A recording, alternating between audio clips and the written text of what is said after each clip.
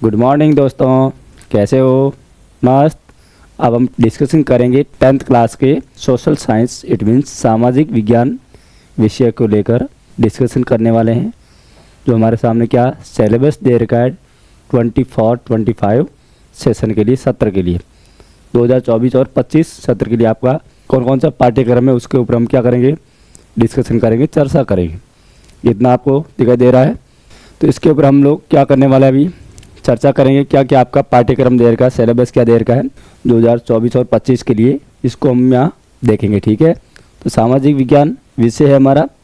पहले मैं सिलेबस को लेकर डिस्कशन कर लेता हूँ और उसके बाद में हम लोग नेक्स्ट क्लास में सिविक्स के चैप्टर फर्स्ट को लेकर हम लोग क्लास स्टार्ट करने वाले हैं। इसके बाद में हम लोग लोकतांत्रिक राजनीति दे रखी है, इसके ऊपर हम लोग चैप्टर नंबर फर्स्ट लेकर क्लास लेने वाले हैं। तो आपको कंटिन्यू चलेगा। जो आपका सत्र है 24-25 में, उसमें पूरा आपका सिलेबस कवर करवाएंगे हम लोग। तो आज हम थोड़ा सा डिस्कशन कर लेते हैं किसके ऊपर, सिलेबस को लेकर। आपको क्या क्या पढ़ना है, कौन कौन सा आपका चैप्टर दे रखा है, हमें चैप्टर का अंदाज़ा हो जाता है कि क्या क्या हमें पढ़ना है। तो उसके बाद में क्या हो जाता है, हमारे लिए सब चीज़ें नॉर्मल हो जाती है। हमें कौन सा चीज़ें पढ़नी है, कुछ हमारे सामने नया चीज़ आया या नहीं आया, कुछ सिलेबस में चेंज हुआ नहीं हुआ, उसको लेकर।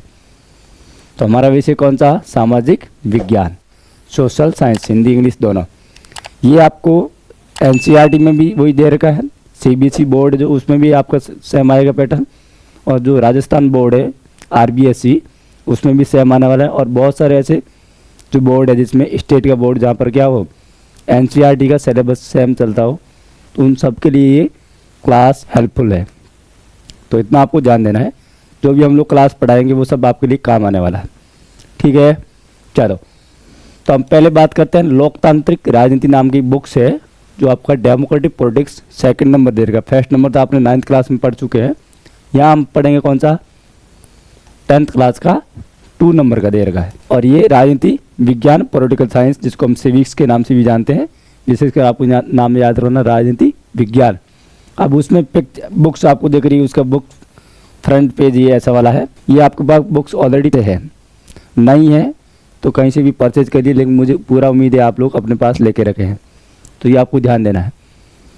अब इसमें क्या दे रखा है, टोटल चैप्टर कितने दे रखे हैं, अध्याय कितने दे रखे हैं, उसको लेकर हम लोग क्या करते हैं, यहाँ थोड़ी चर्चा कर लेते हैं।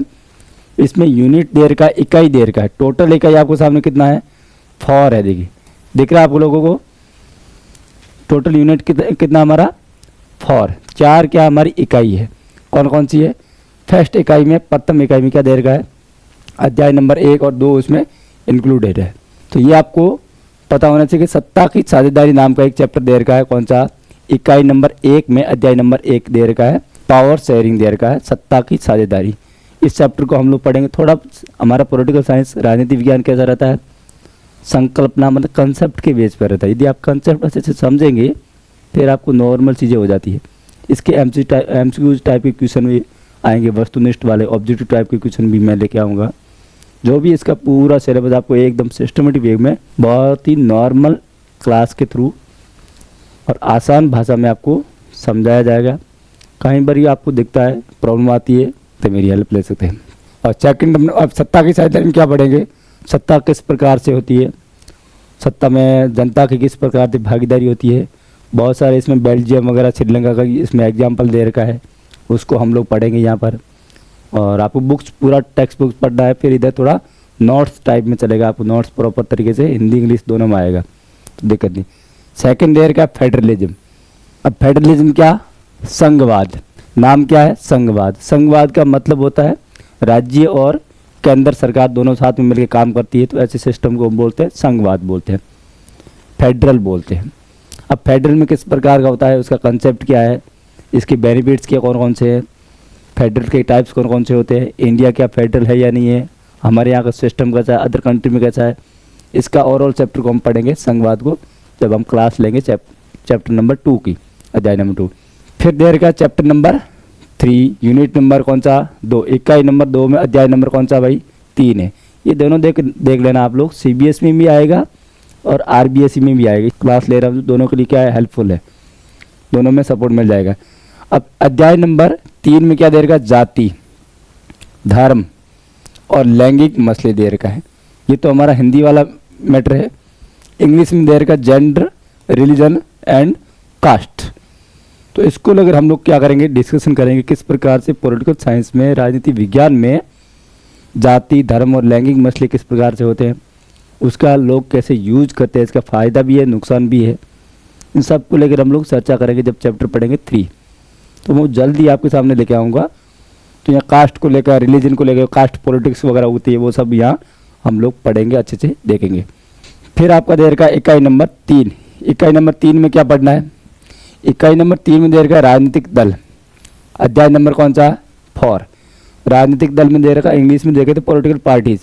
यहाँ हम लोग इंडिया का पॉलिटिकल पार्टीज़ के बारे में पढ़ेंगे, थोड़ा बहुत वर्ड का आएगा तो उसको भी समझेंगे, लेकिन मेन आपको समझना भारत की राजनीति में भारतीय जो दल है, जैसे कांग्रेस पार्टी, बीजेपी, शिवसेना, या फिर हमारे जो रीजनल पार्टीज वगैरह होती है, बसपा, सपा, ये सब हम पढ़ेंगे, तृणमूल कांग्रेस वगैरह, आम आदमी पार्टी वगैरह, इन सब पार्टी को हम पढ़ेंगे। पार्टी कैसे बनती है, पार्टी के क्या क्या ऑब्जेक्टिव होते हैं, उद्देश्य क्या होते हैं, पार्टी क्यों बनाई जाती है, और पार्टी किस प्रकार से हमारे भारतीय लोकतंत्र को आगे कैसे बढ़ाती है, या किसी कंट्री में कैसे लोकतंत्र को आगे बढ़ाती है, ये हम चर्चा करेंगे। कौन से चैप्टर में, अध्याय नंबर 4 में, याद रखना। कौन सा भाई, 4 याद रहेगा, ठीक है। चलो अब अध्याय नंबर कौन सा, 5, और यूनिट नंबर कौन सी, 4। अब इसमें देखो लोकतंत्र के परिणाम, आपने पढ़ा होगा किसमें, 9th क्लास में, चैप्टर नंबर फर्स्ट ही दे रखा था, 5वां अध्याय, व्हाट इज डेमोक्रेसी, लोकतंत्र क्या है और लोकतंत्र क्यों, वाई डेमोक्रेसी दिया हुआ है। तो हम यहाँ क्या देखेंगे, लोकतंत्र के आउटकम्स, इट मीन्स परिणाम क्या है, रिजल्ट क्या है लोकतंत्र का, लोकतंत्र का क्या फ़ायदा है, ये सब हम लोग इस लास्ट वाला चैप्टर में पढ़ेंगे। कौन से वाला, 5 नंबर में, आउटकम्स ऑफ डेमोक्रेसी। तो ये आपको चैप्टर कब, लास्ट वाला चैप्टर पढ़ेंगे तब आपको समझ में आ जाएगा। ये तो हमारा क्या है, पॉलिटिकल साइंस में राजनीति विज्ञान का पूरा सिलेबस पाठ्यक्रम दे रखा है, इसको हम लोग पढ़ेंगे आराम से, तब एकदम डिस्कशन करेंगे। और MCQ टाइप के क्वेश्चन, 2 मार्क्स के 1 लाइनर क्वेश्चन, या फिल इन ब्लैंक्स, कौन सा भी किसी टाइप्स का क्वेश्चन क्यों ना आए, हमारा क्वेश्चन 100% राइट जाना चाहिए, और जाएगा बिल्कुल। मैं इस प्रकार से आपके सामने क्वेश्चन आंसर भी लेके आऊँगा, प्रैक्टिस करवाऊँगा, तो एक भी क्वेश्चन हमारा रॉन्ग नहीं जाएगा इसमें से। और पहले की जो एग्ज़ाम वगैरह हुए हैं, चाहे RBSE का हो, हमारे राजस्थान बोर्ड का, या सेंट्रल गवर्नमेंट का जो होता है CBSE बोर्ड, उसमें हो, दोनों में हम लोग कैसे कैसे क्वेश्चन आए, किस प्रकार से चैप्टर वाइज कैसे कैसे क्वेश्चन बने हुए हैं, ऑब्जेक्टिव टाइप के, और बड़े क्वेश्चन भी, छोटे शॉर्ट आंसर वाले क्वेश्चन भी, इन सब को एकदम सिस्टमेटिक वे में आपके सामने लेके आऊँगा, और वो आपको क्लियर हो जाएगा। जैसे चैप्टर पढ़ाया उसके क्वेश्चन, चैप्टर पढ़ाया क्वेश्चन, और जहाँ जरूरत होगी मैं बीच में भी लेके आऊँगा चैप्टर वाइज, जैसे जहाँ जहाँ कौन कौन से क्वेश्चन बनते हैं, तो आपका ओवरऑल एकदम पूरी प्रैक्टिस हो जाएगा। और 15 क्वेश्चन के आसपास आपके आते हैं ऑब्जेक्टिव टाइप के, वो क्वेश्चन तो 100% 15 राइट, क्योंकि इस प्रकार प्रैक्टिस कर लेंगे बाहर जाएगा नहीं। फिर आपके शॉर्ट क्वेश्चन आते हैं, एक मॉडल पेपर भी मैं सामने लेके आऊँगा कैसे कैसे बना हुआ है, उसमें आपको कैसा पेपर आता है, वो सब चीज़ें हम लोग क्लियर कट समझ लेंगे, कोई दिक्कत नहीं आएगी। तो ये तो हो गया हमारा राजनीति विज्ञान को लेकर डिस्कशन। नेक्स्ट बुक आपकी देर की भारत और समकालीन विश्व, मतलब क्या हो गया, इतिहास को लेकर हमें क्या करना है, पढ़ना है। देखो हमारे 10th क्लास और 9th क्लास में क्या है, सामाजिक विज्ञान में 4 सब्जेक्ट, कितने, 4, और 6, 7, 8 में 3 थे हमारे, अभी हमारे पास 4 है, राजनीति विज्ञान, इतिहास, फिर कौन सा, भूगोल और अर्थशास्त्र। इंग्लिश में बोलेंगे तो कौन सा, political science, history, geography and economics. ये चारों सब्जेक्ट को हमें क्या करना, कंप्लीट एकदम सिस्टमेटिक में पढ़ना है। अब हम यहाँ क्या करेंगे, हिस्ट्री को लेकर डिस्कशन करें, क्या क्या सिलेबस है हमारे 24-25 में, 24-25 का सिलेबस में क्या दे रखा है। यहाँ भी सेक्शन कितने दे रखे हैं, 3 सेक्शन दे रखे हैं। 3 सेक्शन में क्या है, टोटल हमारे पास 5 चैप्टर है, इधर कितने हैं, 5। एक तो घटना और प्रक्रिया दे रखा है, इवेंट्स एंड प्रोसेस, क्या क्या घटना हुआ उससे रिलेटेड की सिलेबस वगैरह दे रखा है। तो चैप्टर फर्स्ट में क्या है, यूरोप में राष्ट्रवाद का उदय, the rise of nationalism in Europe. Nation क्या होता है, इसको मैंने 12th क्लास में पढ़ा रहा हूँ, उधर मैंने वीडियो वगैरह डाला है, लेकिन कोई बात नहीं, आप लोग सब डिस्कशन करेंगे। तो ये राष्ट्रवाद को लेकर, राष्ट्र को लेकर हम लोग चर्चा करेंगे, क्या होता है राष्ट्र को लेकर, और राष्ट्र का कैसे उदय हो गया यूरोप में, फिर ये राष्ट्र किस प्रकार से भारत में इसमें राष्ट्रवाद लाने में किस प्रकार के रोल प्ले किया या अपनी भूमिका निभाई, वो भी हम लोग इसमें चर्चा करेंगे। सेकंड चैप्टर में भारत में राष्ट्रवाद, नेशनलिज्म इन इंडिया, ये भी चैप्टर हम पढ़ेंगे। भारत में राष्ट्रवाद कैसे, वैसे आप लोगों ने 8th क्लास में पढ़ा है, बट कोई बात नहीं, हम लोग इसमें पूरा भारत का राष्ट्रीय आंदोलन है उसको मैन क्या क्या दे रहेगा उसको हम चर्चा कर लेंगे। और एमसीक्यू टाइप के क्वेश्चन तो गलत होगा ही नहीं, मैं प्रैक्टिस करवा के इजी लैंग्वेज में मजाक में सब याद करवा दूंगा, कोई प्रॉब्लम नहीं। फिर देर का खंड 2, खंड 2 में क्या पढ़ना है, आजीविका, अर्थव्यवस्थाएं और समाज, लिवलीहुड्स, इकोनॉमिक्स एंड सोसाइटीज, ये हम देर का है यूनिट खंड देर का, ठीक है।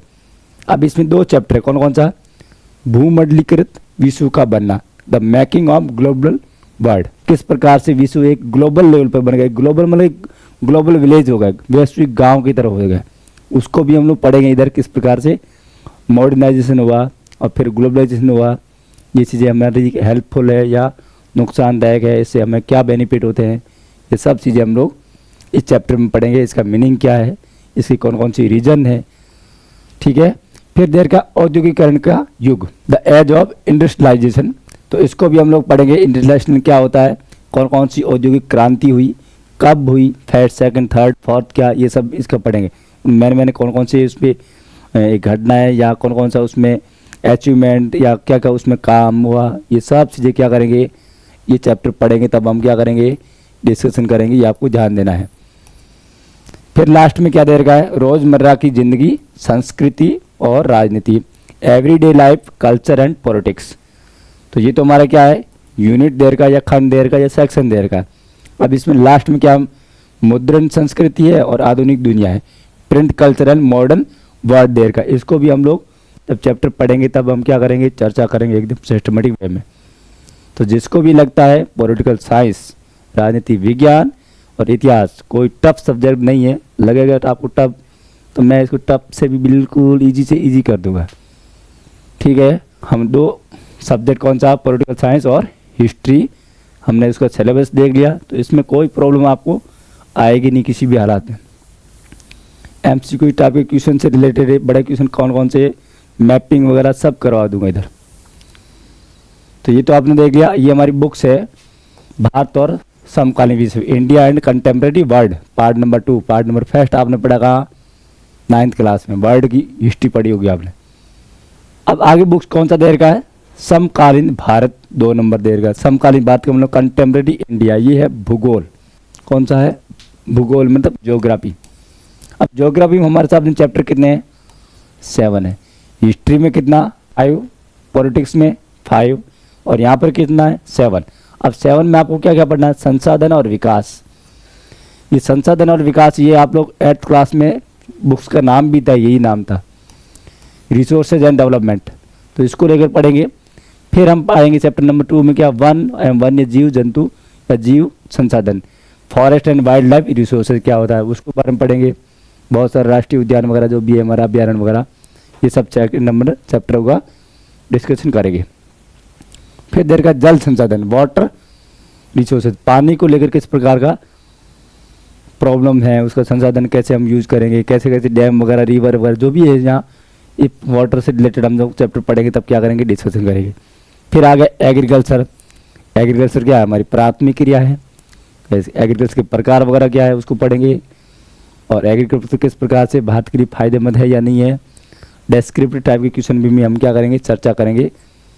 और फिर देर का 5 नंबर कौन सा, खनिज और ऊर्जा संसाधन, मिनरल्स एंड एनर्जी रिसोर्सेज वगैरह भी पढ़ेंगे। तो खनिज के कौन कौन से प्रकार है, कहाँ कहाँ हमें खनिज ज़्यादा मिलते हैं, उसका मैपिंग वगैरह, कोयला हो गया, लोहा हो गया, जो भी हमारा खनिज उस टाइम में जो बुक्स में देर का कंटेंट, और उसमें एनर्जी सोर्सेज कौन कौन से, पावर वगैरह हो गया या आपका विद्युत वगैरह, वाटर से रिलेटेड, या फिर आपका कोयला हो गया, पेट्रोलियम हो गया, गैस हो गया, ये सब चीज़ें क्या है, ऊर्जा से संबंधित है।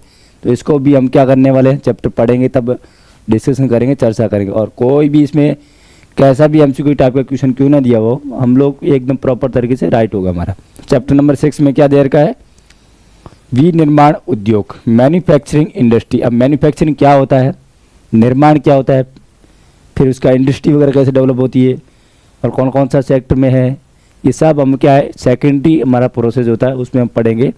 तो ये चैप्टर हम पढ़ेंगे तब इसमें पूरा कंटेंट हम क्या करेंगे, अच्छे से रिवीजन करेंगे और साथ में पढ़ेंगे भी। फिर राष्ट्रीय अर्थव्यवस्था की जीवन रेखा है, जो राष्ट्रीय अर्थव्यवस्था है उसकी कौन कौन सी लाइफ लाइन कौन कौन सी है, गरीबी को लेकर हम डिस्कशन करेंगे थोड़ा बहुत, इसमें किस प्रकार से इकोनॉमी को कैसे आगे बढ़ाना है, लोगों की कैसे हेल्प करनी है, जीडीपी कैसे ग्रोथ करनी है, थोड़ा सा लेकर हम इसको चैप्टर को पढ़ेंगे, तब आपको समझ में आएगा कि इसमें क्या क्या देर का है। तो ये हम क्या करेंगे, चैप्टर पढ़ने वाले हैं, तो ये हम ज्योग्राफी को भी क्या करेंगे, डिस्कस करेंगे। ज्योग्राफी ज़्यादा टफ सब्जेक्ट नहीं है, टफ आपको लगता होगा कौन सा, हिस्ट्री और पॉलिटिकल साइंस, ये दोनों थोड़े से टफ लगते हैं, बाकी चीज़ें ईजी है, हम लोग मैपिंग के थ्रू समझते हैं तो कोई प्रॉब्लम आती नहीं है, ठीक है ना। अब लास्ट में आपका क्या रहेगा, आर्थिक विकास की समझ, अंडरस्टैंडिंग इकोनॉमिक डेवलपमेंट, ये है हमारा अर्थशास्त्र। क्या है भाई, अर्थशास्त्र, अर्थ से पता लग रहा पैसा, मनी, सब कुछ मनी नहीं है, लेकिन फिर भी हमें मनी को समझना भी जरूरी है। तो अर्थव्यवस्था को पढ़ने के लिए क्या करेंगे, ये बुक्स पढ़ेंगे, अर्थशास्त्र, इकोनॉमिक्स, ये आपको बुक्स दिख रही है, आर्थिक विकास की समझ, अंडरस्टैंडिंग इकोनॉमिक डेवलपमेंट। अब यहाँ क्या विकास देगा, chapter number 5, Vikas it means development, in English में बोलेंगे तो डेवलपमेंट होता क्या है, कौन सा विकास, आपका विकास या मेरा विकास या किसी और का विकास। तो ये चैप्टर नंबर पढ़ेंगे फर्स्ट, तब आपको इसमें वो और कंसेप्ट देगा, वो कंसेप्ट को समझेंगे हम, इकोनॉमिक भी कंसेप्ट बेस पे। फिर देखा भारतीय अर्थव्यवस्था के क्षेत्र, sector of the Indian economy, Indian economy man कितना 3 सेक्टर है, बाकी और भी है 5 तक ज़्यादा है, लेकिन 3, first second third, primary secondary और टर्सरी। तो ये सेक्टर कौन कौन से, इसको भी हम क्या करने वाले हैं, यहाँ इकोनॉमी में पढ़ेंगे, तब हम चैप्टर को अच्छे से समझेंगे। फिर देर का मुद्रा और साख, मनी एंड क्रेडिट, तो ये चैप्टर में 3rd नंबर है, जहाँ पर देखना आरबीआई वगैरह पढ़ना में, और उस मुद्रा का फिर किस प्रकार के क्रेडिट होता है, साख वगैरह क्या होता है, कैसे लोन वगैरह होता है, इंटरेस्ट वगैरह होता है, ये हम यहाँ पढ़ने वाले हैं। इतना समझ आ रहा आपको, जीडीपी को लेकर भी इधर डिस्कशन करेंगे। तो ये सब चीज़ें हम इजीली रूप में जब चैप्टर पढ़ेंगे तो आपके सामने लेके आएंगे। फिर देर का वैश्वीकरण, भारतीय अर्थव्यवस्था, globalisation and the Indian economy, हम लोग हिस्ट्री में भी देर का ग्लोबलाइजेशन, और वैसे यहाँ भी देख रहा कौन सा, वैश्वीकरण और भारतीय अर्थव्यवस्था, मतलब भारतीय अर्थव्यवस्था किस प्रकार से विश्व के लेवल पर अदर कंट्री के साथ में किस प्रकार से हमारा संबंध बनता है, उस चैप्टर को हम पढ़ेंगे, तब आपके सामने क्या करेंगे, चर्चा करेंगे, डिस्कशन करेंगे। और लास्ट में हमारा कौन सा, उपभोक्ता अधिकार, कंज्यूमर राइट्स, कंज्यूमर के मतलब कंज्यूमर कौन है, जो वस्तु का क्या करता है, उपभोग करता है, कंज्यूम करता है, और एक होता है कस्टमर, कस्टमर जो खरीदता है, और जो यूज करता है उसको बोलते हैं कंज्यूमर। अब कंज्यूमर के बहुत सारे क्या राइट है, ये नॉर्मल राइट होते हैं, लेकिन हमें उसको पता नहीं होता है, तो इसे हमें समझना है कौन कौन से राइट्स होते हैं, इसका किस प्रकार हमें यूज करना चाहिए। तो ये हम चैप्टर पढ़ेंगे, कौन सा, लास्ट का ये जो रहेगा 5 नंबर, वहाँ पर क्या करेंगे, डिस्कशन करेंगे, चर्चा करेंगे। जागो ग्राहक जागो, कंज्यूमर का क्या है स्लोगन भी है, जागो ग्राहक जागो।